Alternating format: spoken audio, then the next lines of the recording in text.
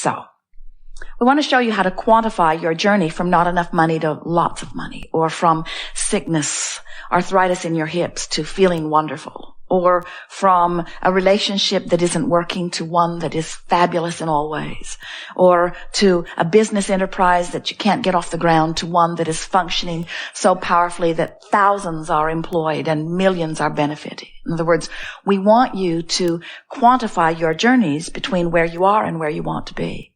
And the way you do that is by being aware that every indication to you is vibrational, and by understanding what the indicators are. This is always true. What I think and how I feel and what manifests is always a vibrational match. But here's the big kicker.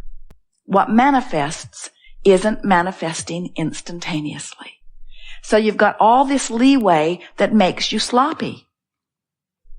If you thought a negative thought and a brick would fall on your head every time, you'd clean up your thinking.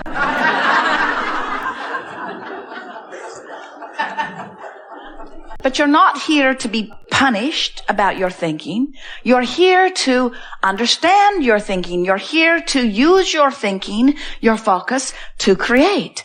And it is such a delicious experience to come into conscious awareness that what I'm thinking right now and what I'm feeling about it is setting into motion something in my vibrational future. And what I'm thinking right now, most important, what I'm thinking right now is bringing me close to many things that are already in my vibrational future. Can you see how someone could get their heart broken, and then they could get sick, and then they could lose all of their money, and then they could wreck their car all in the same week? In other words, it's easy to understand how they get focused in that place of despair, and then the only thoughts that they have access to are thoughts like that, and so they just beat the drum of it, beat the drum of it, beat the drum of it. And if they've been doing it for a while, then their vibrational escrow is full of all that kind of stuff, and in a very short period of time, they begin manifesting the results of how they've been feeling, you see. So we don't want you to be afraid of your vibrational escrow. It's full of wonderful things, too. But we want you to be aware of what you're doing vibrationally, because we want you to know which way you're going along this journey. We want you to know when you're headed toward what you want or when you're headed away from what you want.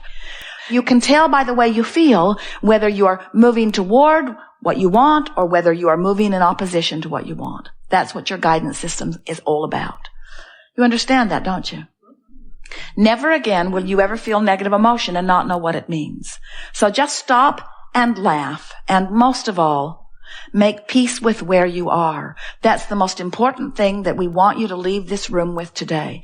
Because if you're here relative to money or relative to abundance of any kind or relative to wellness or relative to relationship, if you're here and you want to be here and you're condemning the fact that you're here, you cannot budge at all toward what you want, because your condemnation of where you are is holding you so much here. It's as if you've got your feet nailed to the floor. You've got to make peace with where you are. And think about it. When you give yourself a break, or when you give somebody else a break, when you try to make it better, when you try to make the best of something, don't you feel relief when you do that? Have you ever made a mistake? And have you ever been in a situation where someone whose opinion you care very much about noticed that you had made the mistake? And then have you ever had the benefit of that person who you care very much about their opinion, who saw you make the mistake? Have you ever seen them laugh and say, "Isn't that the way we all do?" Esther tells people, "The reason I'm so smart is because I've made all of those mistakes. I made them all." And then she offers a joke, like the one-armed alligator wrangler, she says, "We learn as we go." In other words, looking for a way or a reason to diffuse the feeling. And when someone does that in the midst of your feeling uncomfortable about your mistake, what do you feel? You feel relief, don't you? In other words, someone has helped you make peace with where you are. When you try to make the best of something, you move closer into vibrational alignment with what you want. When you try to make the worst of it, you're moving in opposition. So why does anybody make the worst of it? Why do you make the worst of something? Well, you make the worst of it because every fiber of your being knows that things are supposed to go well for you. And when they're not going well, you're sort of freaking out because you know it is supposed to be better. And you've also had so many people say, now, why did you do that? And so you've gotten in this habit of explaining. Because, most of the people around you don't really remember about this vibrational stuff. Most of the people around you are living very conditional love. They tell you, I live unconditional love, but they don't. What they're living is, when I see that condition, I feel good, so I'll vote for that. When I see that condition, I feel bad, so I'll vote against that. We'll do everything in our power to get that away from us. And we say, that's very conditional love. That's saying, change the condition so that I can have a better feeling response to the condition. And it never works. It never ever works, because when you're looking at the condition that needs to be changed, you're activating the condition that needs to be changed in you, and you are becoming more of the problem that you're wanting to solve. That's why terrorism is becoming more. In other words, you just cannot kill everybody that doesn't agree with you. You can't do it. You'll kill enough of them, and pretty soon you'll be down to the nitty-gritty that is just you guys, and you'll start disagreeing with each other. In other words, you cannot get to where you want to be by pushing against what you do not want. It never, ever works, you see.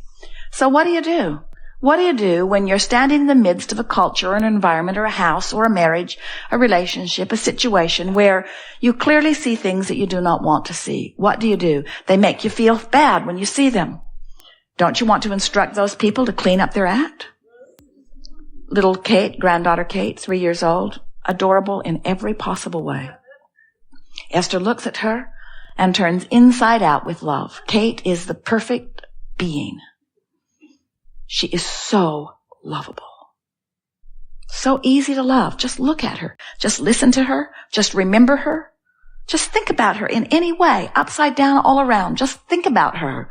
And love radiates from you. And shouldn't everybody damn well be that way? In other words, shouldn't everybody be that lovable? When you got a lovable one like that, sure makes you not like the ones that aren't lovable very much. And don't they all owe it to you to be just that lovable? And we say, therein lies your problem. There are lovable ones that you love, and then there are not lovable ones that you hate. And then you demand that they change the way they be so that you can feel better. And we say, oh, what a big job you have. Just when you get your son understanding what you need to be happy, trained really well, he meets some girl and does what she wants.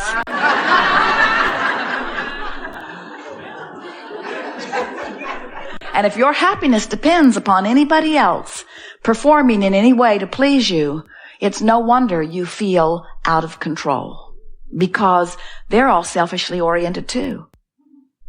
One of the most humorous things we ever hear is when a very selfish one says to you, don't do that, you selfish one.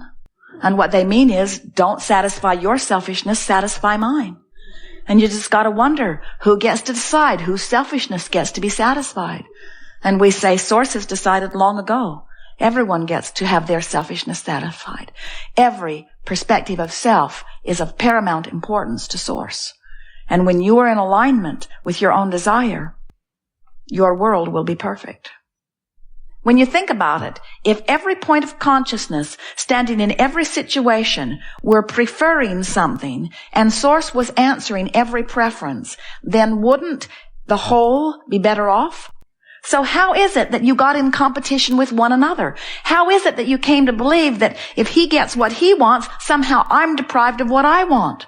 Why do you put yourself in competition for the same prize when the resources are infinite? In fact, the resources expand exponentially to the percentage or the perfection of your desire.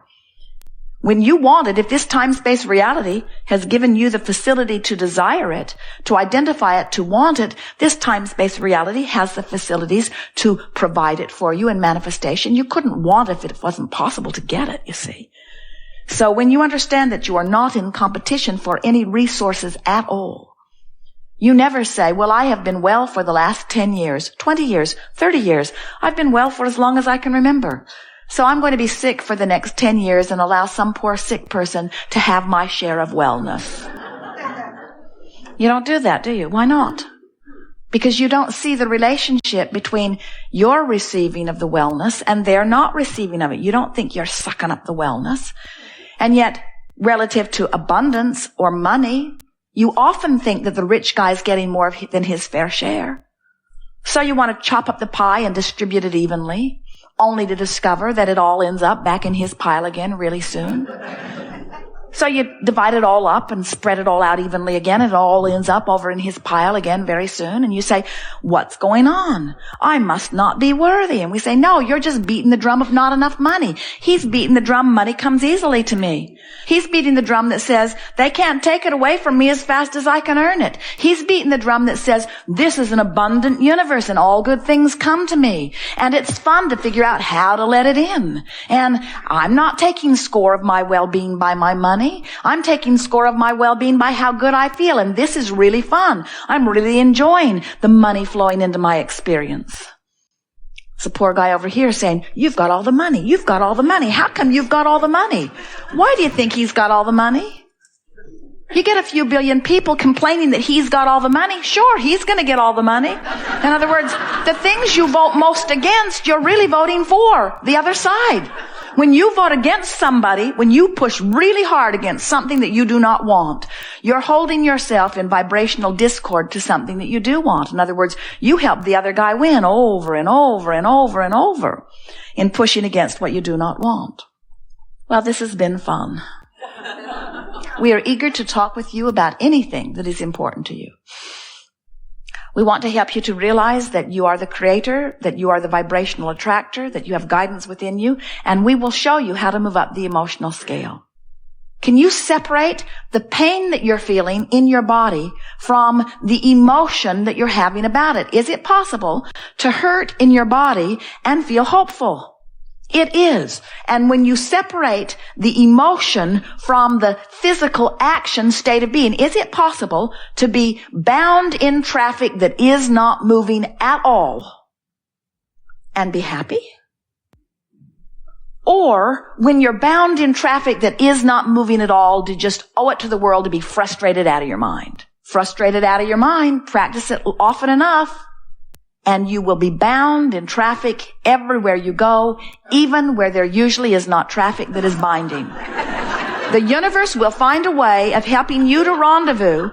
You'll brush your teeth just that much longer. You'll take that one more phone call, or you'll forget what you're doing and turn left instead of right, and you'll find yourself right in the middle of what you've been practicing vibrationally.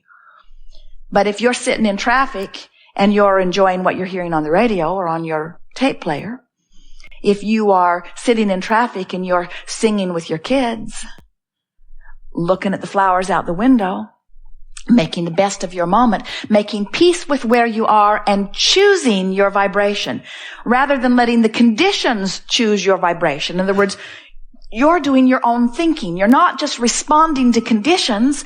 You're thinking in spite of conditions or along with conditions. Can you feel the difference? When you start thinking, regardless of the conditions will change. But if you only think about the conditions, nothing can change for you. You see it, you comment on it, you see it, you think about it, you see it, you tell others about it, you see it, you remember it, you see it, you comment on it, you see it, you tell others about it, and then it actualizes around you and you say, well, it's true. Shouldn't I tell the truth? And we say there are plenty of truths that make your heart sing and plenty of truths that make you feel sad. Tell the truths that make your heart sing and ignore the rest. Easier said than done, we know, but that is your work. Your work is to care so much about the way you feel that you are not willing to put up with anything that doesn't feel good. Not anything. Not a squeal in your sound system. Not a nagging wife. Nothing. Don't put up with anything that doesn't feel good. Find a way around it. Find a way to make it feel better to you.